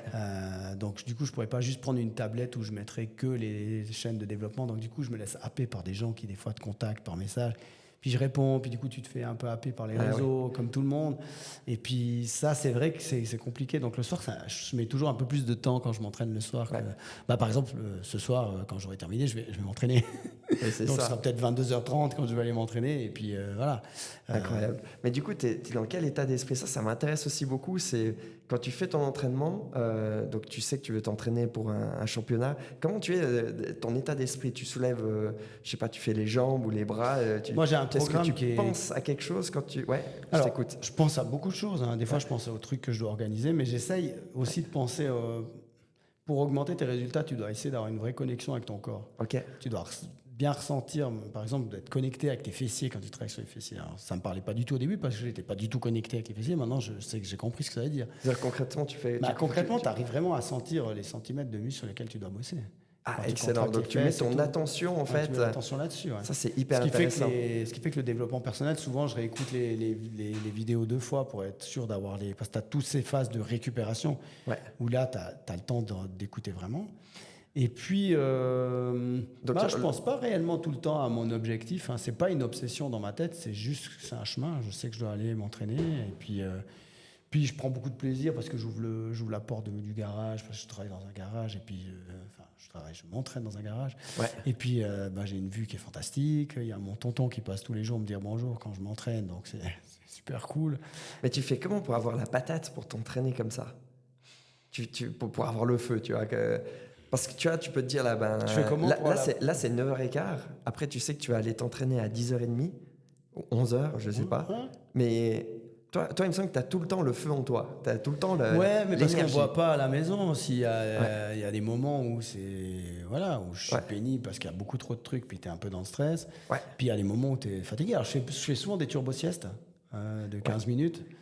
Puis ça aide vachement parce que tu repars. turbo-sieste, Tu repars, c'est comme si tu avais dormi une nuit. Donc, Ok, excellent. 15 minutes de turbo-sieste, je sais Ouais. pas, à midi ou le... Quand tout d'un coup, tu sens que tu es plus productif. Donc ça peut être à 17h, tout d'un coup, je suis en train de faire, même quand je fais mon boulot, à 17h, tu es en train de faire des corrections. Ouais. Tu sens que tu n'es pas productif, tu sens que c'est moins bon, que ça prend plus de temps que ça devrait. J'enlève mes feuilles, je pose ma tête, je mets un Hyper réveil, je intéressant. dors, je me réveille. Je relis toujours les 2-3 dernières feuilles que j'ai corrigées avant. Puis Excellent. après, tac, ça repart. Et c'est bon. Ça, c'est un super conseil parce que très souvent, on arrive dans des états où on est en train d'essayer quelque chose et on est trop fatigué. Ouais. Donc, une petite pause comme ça et hop, et après, tu peux repartir à 12 000. Ok, ouais. Puis dans les conseils, c'est de pas forcément se limiter. Et ça, c'est un truc que je dis encore aussi à mes enfants, c'est arrêter de se limiter. Tu peux Moi, le développer un jour peu? où j'ai Ouais. décidé que je voulais être champion du monde, ça a tout changé. Parce que le fait de plus m'entraîner que chez moi, ça m'a forcé à trouver des sponsors, à avoir un site internet. J'ai eu des opportunités, de ces reportages ou ces articles, même là, un podcast. Enfin, je veux dire, j'ai des opportunités qui sont créées. J'ai créé un festival de talent en 2022, j'en recréé en 2024. J'ai fait venir Anthony Traille, j'ai fait venir Franck Leboeuf. C'est des choses, si j'étais juste resté chez moi à me dire, je m'entraîne pour moi, mais j'aurais pas eu besoin. C'est ça. Et là, j'ai rencontré des artistes, j'ai découvert plein de nouvelles capacités. Capacité de créer un événement, de créer un événement tout seul. c'est ça. De connaître aussi comment ça se crée, ce genre d'événement. Alors, je créais déjà des spectacles à l'école avec mes collègues, mais tu découvres énormément de choses. T'apprends. Mais par contre, là, je sais, en plus, je suis hyper speed aujourd'hui. Non, mais justement, ça, c'est un super conseil pour les gens, donc de ne pas se limiter. Et du coup, en fait, quand d'un coup, tu as quelqu'un, je pense aussi en médiation, peut-être tu dois avoir des gens d'un coup qui sont pas très... qui sont à la recherche de quelque chose. Qu'est-ce que tu pourrais conseiller à quelqu'un du coup qui se limite, je sais pas, par exemple, il dit je vais jouer au foot à ce stade-là, ou bien je sais pas, je vais jouer au tennis à ce stade-là. Déjà, je veux dire, va jouer au foot. Est-ce qu'il faut viser tout à rond tout de suite, ou Non, est-ce qu'il faut... il faut viser pour avoir du plaisir, mais il faut pas se mettre de limite dès le départ. Ouais. Il faut pas se mettre de limite. Et moi, c'est un des gros problèmes que je vois souvent. Ouais. C'est que dans plein d'endroits, dans plein de sports, on te dit, voilà, il ira pas plus loin. Mais qu'est-ce que t'en sais? Ouais, il y a des mecs qui ont explosé à 18 ans. Puis le but n'est pas... ce que j'aimerais bien que les gens comprennent, c'est que le but n'est pas forcément d'aller plus loin. Mais c'est surtout d'arrêter de mettre des barrières aux gens. C'est ça. Parce que ce qui est sûr et certain, c'est qu'à force de dire aux gens qu'il faut pas trop rêver, tu y arriveras pas, c'est trop dur, non, ils y arriveront pas. Ouais, parce qu'ils croiront plus en eux. Ouais. Puis le but, c'est pas forcément qu'ils y arrivent. Le but, c'est pas qu'on ait que des champions du monde, qu'on ait ça, on s'en fiche. Ouais. Mais par contre, ça pose aucun problème à tout le monde de mettre des barrières, de dire ça, tu peux pas faire, ça, t'arriveras pas. Et ça fait quoi? Ça fait que les gens, ils osent plus rien faire. C'est tellement vrai. Ça fait que les gens, ils osent plus parler en public. Ça fait que les gens, ils s'excusent. Ils s'excusent d'exister. C'est ça. Ils osent pas avoir des coupes de cheveux. Ils osent pas s'habiller d'une certaine manière. Ils osent pas. Alors qu'en fait, on n'a qu'une vie. C'est la nôtre, puis il n'y a que nous qui la vivons. Hein. Les autres, ils sont là pour nous dire ce qu'il faut faire, pas faire, etc. Et puis, oui, mais ils ne vivent pas notre vie. Exactement. Et à un moment donné, voilà, c'est ce qui fait que c'est dommage. Donc, pour le détachement, justement, ça doit être quelque chose il faut avoir du détachement quand même par rapport à ça. Et toi, tu as beaucoup à nous expliquer là-dessus, parce que toi, je trouve que tu es un champion aussi là-dedans. Du détachement. Ouais, mais après, ça pique des fois, hein, mais tu disais. Tu disais, je crois, on était à l'école et puis tu expliquais aux élèves que s'ils avaient un bouton, tu sais, quand ils se baladent dans la rue, c'est pas forcément quelque chose qu'il y a tout le monde qui va regarder. On a l'impression que tout le monde nous regarde parce qu'on a un bouton, mais si en fait on rentre chez nous, on se dit, mais tiens, est-ce que nous on a regardé tous les gens qui avaient un bouton? Non, c'est ça. On ne remarque pas. Puis si on l'a remarqué, on l'a remarqué pendant 3 secondes. Et puis ça nous a pas empêché de vivre. Et puis on n'en a pas parlé à midi quand on est rentré à la maison en disant, oh, il y a un mec avec un bouton sur la gueule. Non, on va pas faire ça. Hein, donc c'est se libérer de tout ce poids, de ce poids des gens. Et c'est vrai que c'est pas forcément évident, mais après, il y a plein de petits trucs. Hein, tu pourrais en partager par exemple, déjà, si on est à l'école, c'est tout bêtement d'essayer de lever la main de temps en temps. Ouais. Moi, je dis à ceux qui viennent me voir puis qui ont un souci de participation, je dis, mais essaye déjà une fois dans la semaine si tu participes jamais. Après, peut-être une fois chaque 2 jours. Après, peut-être une fois par matinée ou par demi-journée. Peu importe, c'est de faire des petits pas. Parce que ça, j'ai beaucoup aimé le mec qui a fait, il s'appelle Iron Mike, là, celui qui a fait les 100 Ironman. Qui disait qu'il y a trop de gens qui voulaient essayer de limiter puis passer de 0 à 100. Et en fait, lui, il expliquait que ce qui lui avait permis de faire 100 Ironman, donc 4 km de nage, 180 km de vélo et 42 km de course à pied, 100 jours d'affilée. 100 jours d'affilée, hein, ça c'est un truc. C'est le fait qu'il ait commencé par faire 6 km, son jogging chez lui. Puis après, de faire un marathon, puis après de faire un Ironman, puis après d'en faire une quinzaine. Puis après de faire 30 Ironman en 30 jours, après d'en faire 50 dans 50 États américains en 50 jours, puis après d'en faire 100 en 100 jours. Puis quand il a fait ses 100 en 100 jours, le 101e jour, qu'est-ce qu'il a fait? Il en a fait un de plus. Pour prouver qu'on peut toujours faire plus. Mais oui, mais ça c'est... Mais après, il n'a pas forcément de volonté de performance. Il y a un côté performance là-dedans, mais on peut être heureux dans le sport et dans tout dans notre vie sans le côté performance. Et je pense que pour avoir du plaisir dans tous les sports qu'on fait, si on avait un peu moins de gens qui nous disent qu'on peut pas, on aurait plus de plaisir parce qu'on se sentirait plus libre, plus légitime. Moi, je pense que chaque fois que j'ai recommencé le foot, je me suis trouvé 10 fois meilleur que quand j'ai arrêté. Ok. Parce qu'au bout d'un moment, tu t'en fiches. Tu as un certain âge, un peu plus de sagesse. Alors, 10 fois meilleur, ça ne veut pas dire que j'étais bon, qu'on soit d'accord. Mais par rapport à mon estime de moi, je me sentais beaucoup plus à l'aise. Et comment tu pourrais, par exemple, si tu donnerais un conseil, s'il y a quelqu'un en fait, qui te met une barrière comme ça, en fait, quelqu'un en face de toi, enfin, pas pour toi, parce que toi, je sais que ça ne va pas te toucher, mais s'il y a quelqu'un... Ça peut piquer. Ça peut piquer, donc on peut accepter. Il faut accepter parce que les gens ne vivent pas notre vie à nous. Ouais. Il y a toujours plusieurs phases, mais tu vois, souvent dans une phase, quand tu commences quelque chose de nouveau, les gens ils se font d'abord du souci. Ils ne comprennent pas pourquoi, puis ils te disent que c'est peut-être dangereux ce que tu es en train de faire. J'ai eu des remarques comme ça sur le fait que c'est peut-être mais tu es sûr que c'est bon pour la santé, etc. Oui, c'est vrai que ça doit être très mauvais de la santé de plus manger de sucre, de sel, de manger beaucoup de légumes, puis des produits qui sont des produits qui n'ont pas de transformation, et puis de s'entraîner en musculation tous les jours. Dans l'absolu, j'ai plus eu de blessures depuis que je fais de la muscu. Beaucoup moins que dans beaucoup d'autres sports. Donc déjà, tu as cette étape-là. Tu as l'étape où après, ils font d'autres types de remarques. Puis la dernière étape, c'est « Ah ouais, mais je t'ai toujours dit que c'était fait pour toi. » Donc les gens, au bout d'un moment, ils s'habituent. C'est juste que souvent, on s'arrête à la première. On s'arrête à la critique et tout ça. Et puis, ça nous stoppe d'un coup. Oui, ça nous stoppe d'un coup. Si je m'étais arrêté aux premières remarques quand j'ai rasé mon crâne, quand j'avais 15 ans, ou quand j'ai fait mes premières coupes de cheveux, puis que je m'étais dit, c'est trop dur. C'était dur, mais c'est continué. Et puis après, les gens, ça devient normal. Je bois pas d'alcool. J'ai jamais bu d'alcool. J'en ai pas bu à mon mariage, j'en ai pas bu à l'armée. Au début, les gens, ils comprennent pas. Petit à petit, ils voient que ça fait partie de ta personnalité. Ils trouvent ça normal. J'offre du vin quand les gens viennent chez moi. J'ai des copains en caveur. J'ai pas de problème avec ça. Je trouve ça génial. Moi, j'en ai pas besoin. Maintenant, en plus, c'est un gros avantage par rapport à mon sport, c'est que j'ai pas besoin de me priver de ça parce que c'est naturel chez moi. Et voilà, du coup, c'est plus facile. Mais intéressant parce que aussi, quand tu vas monter sur scène, quand tu dois être détaché, parce que là tu fais quand même. C'était la phase la plus dure de l'entraînement. Alors explique-nous un petit peu ça. Une année m'a fallu. Ok. Je me suis entraîné pendant une année pour défiler en slip. C'est-à-dire que j'ai commencé à faire le posing à la maison devant le miroir durant toute l'année déjà pour m'entraîner aux positions. La première fois que tu as fait, la première fois, tu t'es dit quelque chose? Au concours ou la première fois que j'étais tout seul devant mon miroir? Voilà, la première fois tout seul. Quand tu es tout seul dans ton miroir, ça fait bizarre. Déjà parce que tu es en prise de masse, donc tu te dis, bon, je suis quand même loin de ce que j'ai vu sur les concours. Parce que tu es en prise de masse, donc c'est très très frustrant jusqu'à ce que tu sois sec, que tu dises, ah ouais, ça commence à... Donc prise de masse, pour expliquer un peu aux gens, c'est...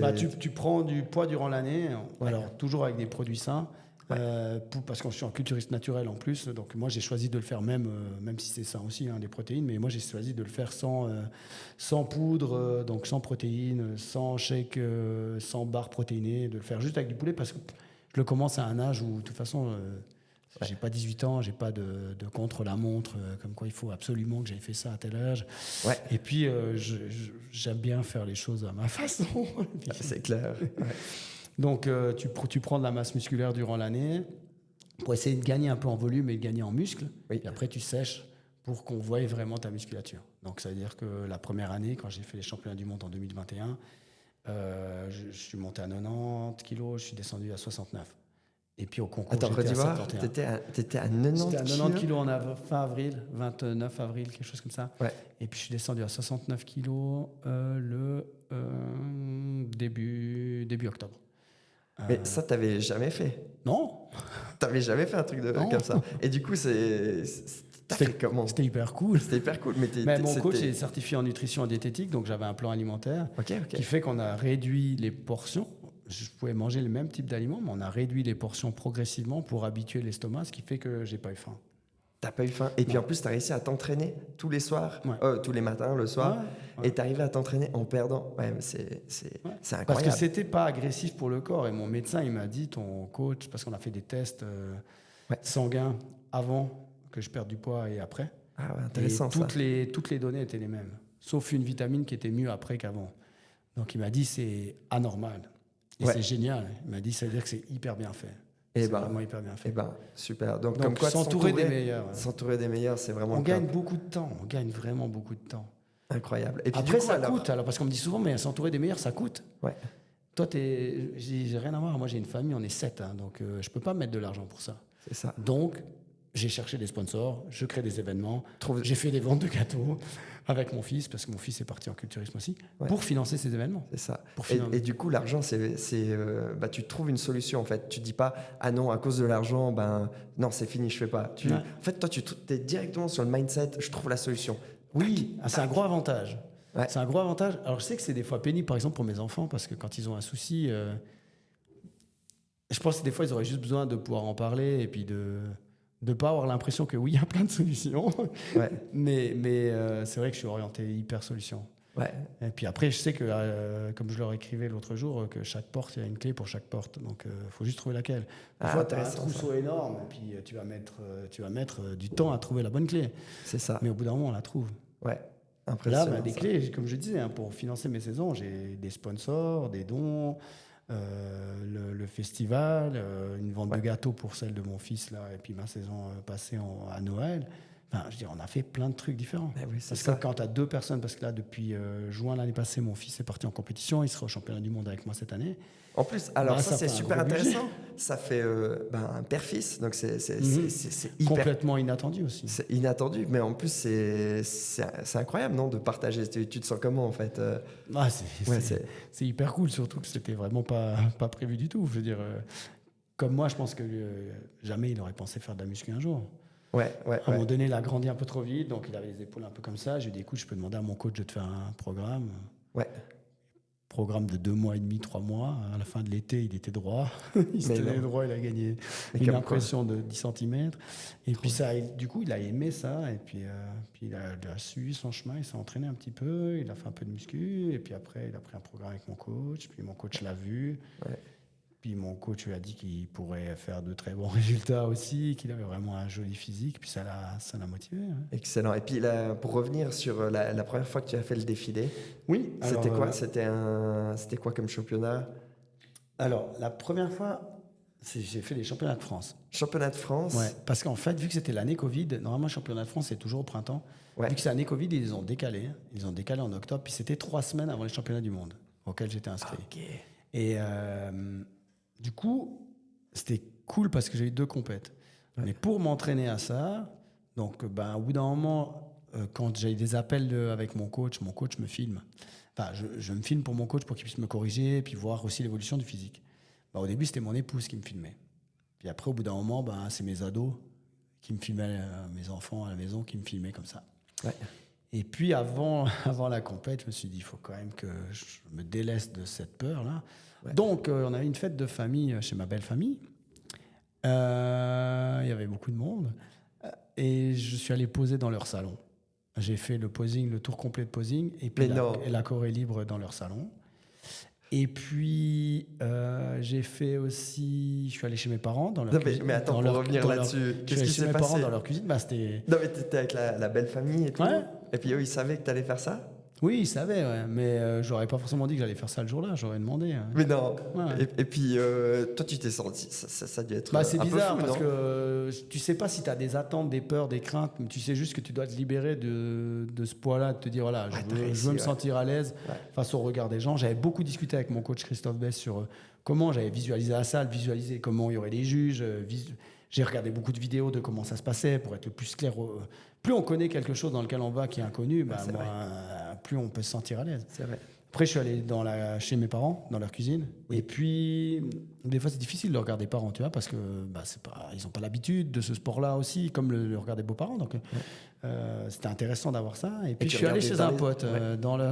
Tu regardais dans les yeux des gens, tu cherchais le regard des gens. Ouais, j'essayais de me mettre comme je serais en compétition, d'essayer d'aller croiser le regard un peu des gens. Ouais. Waouh. Et puis, je l'ai fait chez des amis. Okay. Alors, vu qu'il y a les enfants étaient en bas, puis qu'il y a les enfants qui étaient un peu plus petits, on est allé dans la chambre à coucher de mes amis faire du posing. Donc, tu te dis, eux, ils étaient posés sur le lit avec mon épouse, et puis voilà. Et puis, moi, j'ai fait mon tour de posing. Donc, tu te dis, en plus, un contexte complètement bizarre. Oui, c'est ça. Mais en fait, plus le contexte est bizarre, plus quand tu vas te retrouver dans une situation Mais c'est trop bien. La citation m'a paru beaucoup plus normale, ce qui fait que pendant que j'ai posé, j'ai pas eu du tout l'impression que je faisais du posing. Ouais. J'étais hyper à l'aise et je me suis rendu compte que dans la journée, j'avais fait comme tous les autres athlètes, c'est-à-dire que je m'étais baladé entre les stands qu'il y avait en ski-bar, comme tous les athlètes. Ok, intéressant. Donc voilà, Ouais. c'est fou, hein, c'est fou. Ouais, Mais c'est comme pour tout, c'est l'entraînement. Ouais.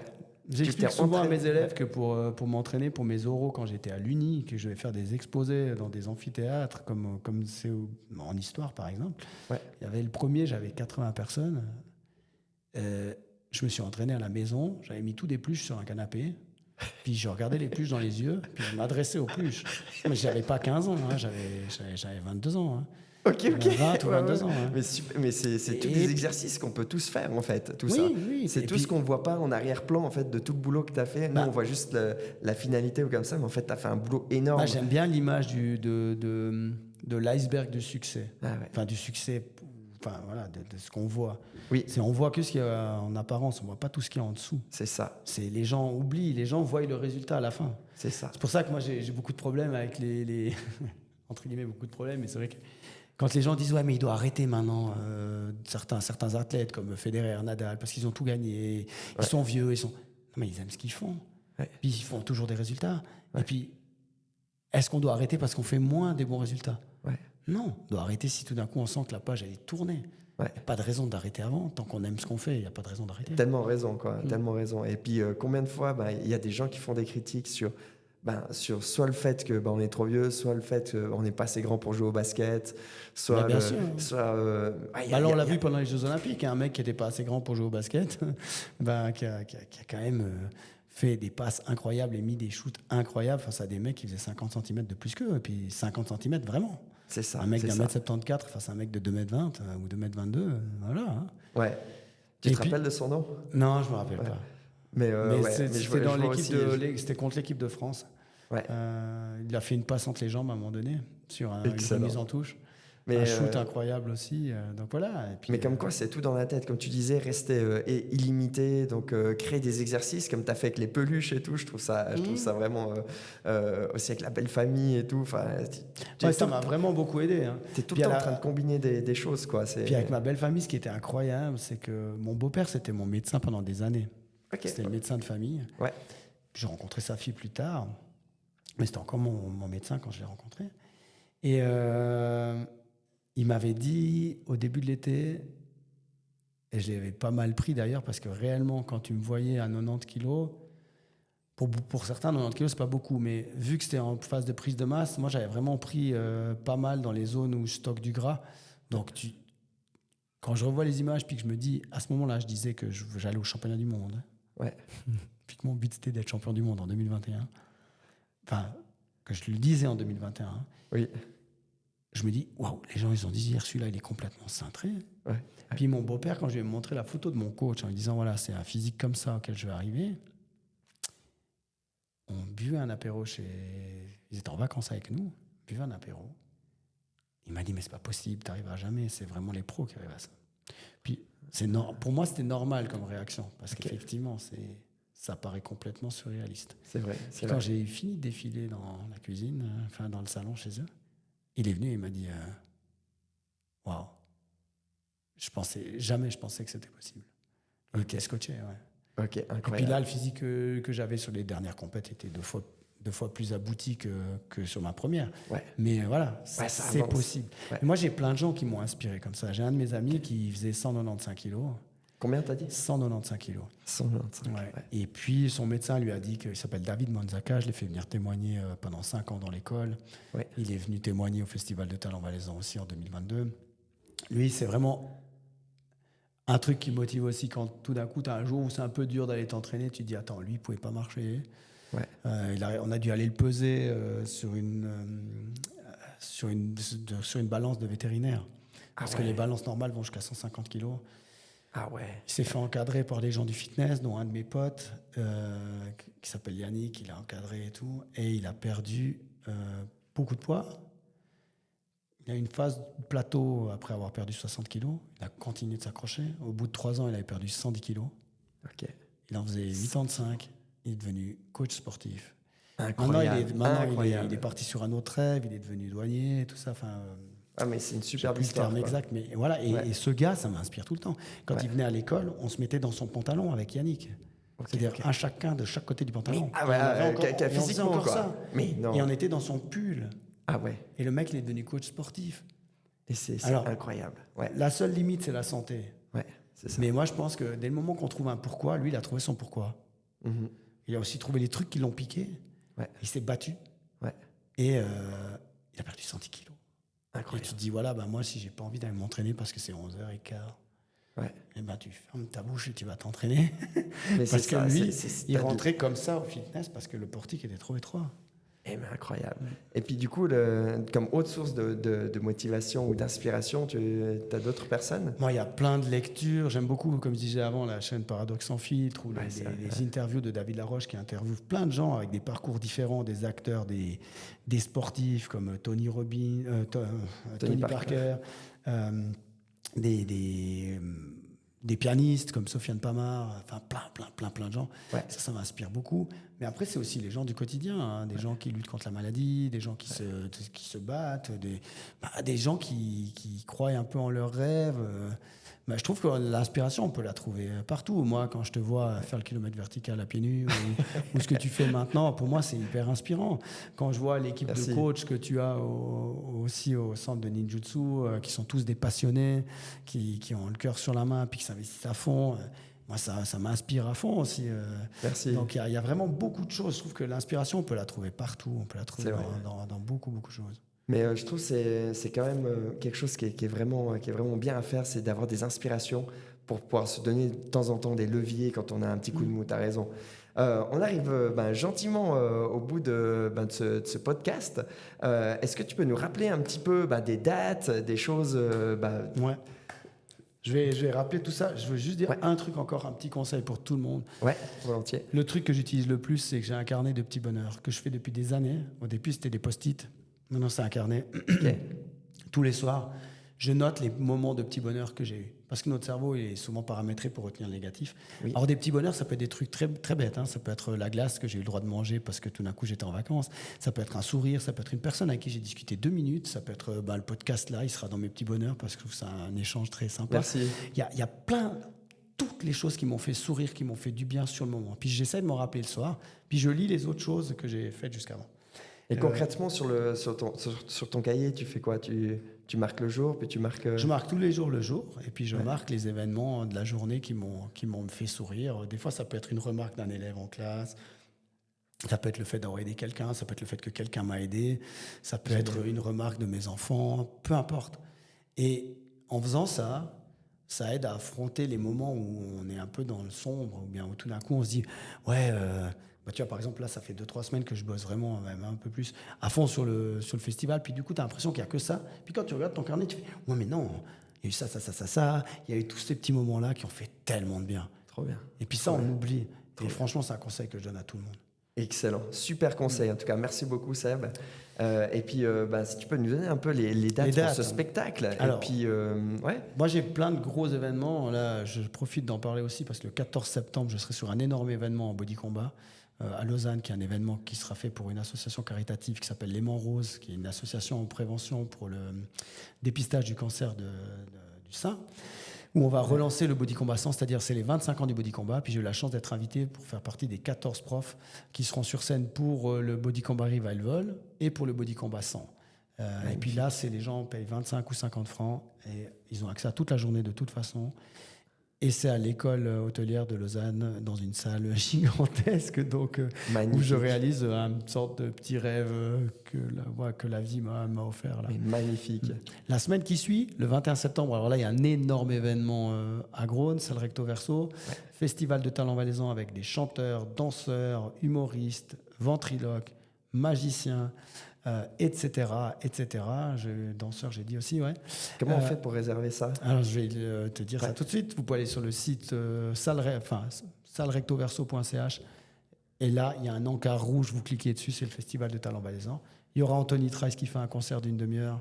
On a également Franck Leboeuf qui vient jouer la pièce d'Alil Vardar, Hernie fiscale, avec 3 autres comédiens et comédiennes. Il y a possibilité de se restaurer. Il y a des groupes qui joueront en extérieur aussi sur la scène découverte. Trop bien. Donc il y a plein d'événements. Ça va commencer à 14h l'ouverture du bar, ça finit à minuit. Et le lieu, c'est où? Salle Recto Verso à Grosne. C'est Grosne, c'est en Valais, donc en Suisse, Ouais. pour tout le monde. Excellent. Oui. Et puis il y a plein de formules différentes parce qu'il y a une formule où vous avez le début du festival avec une rencontre, parce qu'il y a une rencontre avec Franck Leboeuf qui sera animé par un journaliste. Donc pour ceux qui sont plus que pour la partie foot, il y a aussi cette partie-là qui est possible. Magnifique.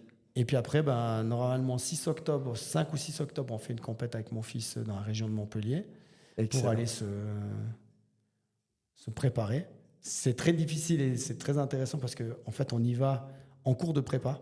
Donc, on sait qu'on n'a pas un physique, un maths est très bien taillé. Moi, je sais que je ne vais pas jouer la gagne du tout. Ouais. J'y vais, voilà. Ouais. Pour prendre de l'expérience, me sentir de plus en plus à l'aise. Voilà. Donc, c'est compliqué des fois de faire 1200 kills sur le week-end pour savoir que tu joues juste un entraînement. Mais ça t'aide énormément à te détacher du résultat. Ok. Parce que ça, c'est vraiment un truc hyper important, se détacher du résultat. Ouais. Et puis de juste avoir le sentiment que tu as fait ce qu'il y avait à faire.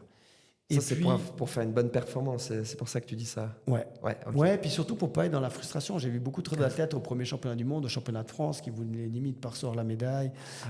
Puis je comprenais, parce que vu que ça passe par un jury, parfois tu comprends pas, et parfois les autres athlètes comprennent pas forcément non plus ce qui est en train de se passer. Mais est-ce qu'on a besoin de comprendre? Moi, j'étais à l'aise avec le fait que j'avais présenté le physique que j'espérais pouvoir présenter. Le résultat, après, il dépend pas que de moi, il dépend de plein de choses, d'expérience, de plein de trucs. Et je me suis dit, quand je discutais avec tous ces athlètes qui étaient frustrés dans certaines catégories, je me suis dit, moi, je veux jamais ressentir ça. Ouais. Je veux pas ressentir ça. Donc, c'était un super apprentissage de pouvoir discuter avec tous ces gens. Ouais. Parce que je me suis dit, ça, je veux pas. Et c'est pour ça que je me dis que le résultat, il est... bien sûr, c'est cool si j'y arrive, hein, mais j'en fais pas un... On peut avoir l'impression que j'en fais une obsession dans tout ce que je mets en place. Ouais. Mais en fait, non, parce que je sais que si je l'atteins pas, c'est pas un problème. Ok, excellent. Puis si je l'atteins, c'est pas un problème non plus. Mais c'est très bien quand on sent ton état d'esprit. C'est exactement ça que je veux avoir sur ce podcast. C'est vraiment de ressentir toute ta personnalité. Donc, c'est vraiment top, quoi. Et du coup, championnat du monde, le 26 octobre. 26 octobre. À Bordeaux, ouais. Championnat du monde. Ouais, c'est cool. Mais c'est trop bien. Ouais, non, c'est vraiment chouette. Je me réjouis beaucoup. Et puis advienne que pourra. Hein. De toute façon, dans ma tête, je sais qu'il me faudra encore quelques années. Mais en même temps, tu vois, les choses, elles évoluent. Là. Magnifique. Pour limiter les risques, j'ai monté un club de culturisme naturel. Pour l'instant, qui est plus ou moins pour mon fils et moi. Et on est en train de travailler là-dessus parce que c'est tout frais. Ouais. C'est vraiment tout frais. J'ai déposé les papiers il n'y a même pas une semaine. Excellent. Voilà, on ne sait pas où ça nous mènera. Et puis, de toute façon, ça nous mène qu'à de belles destinations. Trop bien. Et au festival, plein d'artistes, notamment un projet qui devient même familial, puisque une de mes filles danse, un autre chante. Excellent. Et du coup, on se dit, voilà, finalement, c'est des moments où on sera aussi ensemble sur un truc complètement improbable. Mais c'est fou. En tout cas, j'espère que vous avez tous aimé ce podcast, donc le podcast Détermination. C'était Seb Moret, en tout cas, incroyable. Moi, j'ai vraiment kiffé. Et je te remercie vraiment beaucoup d'avoir partagé toutes tes expériences. Merci beaucoup à toi, c'est vraiment une super opportunité. Et puis, j'adore ce terme détermination parce qu'il en faut. Mais le plaisir aussi, hein. Je l'ai peut-être pas assez mis en avant. Ouais. Mais si je fais ça, c'est justement parce que je ne vois pas les sacrifices. Je vois ce que ça coûte à la famille, peut-être, oui. Ouais. Mais pour moi, c'est des choix. Je n'ai pas l'impression de faire de sacrifices et j'ai que du plaisir. Et ça, je pense que c'est essentiel. Parce que dès qu'on est dans le sacrifice, on sait que ce n'est pas possible de durer. C'est ça, il faut avoir toujours du plaisir. Très bien, on va rendre l'antenne là-dessus. En tout cas, c'était incroyable. Merci beaucoup. Merci à toi. À tout bientôt.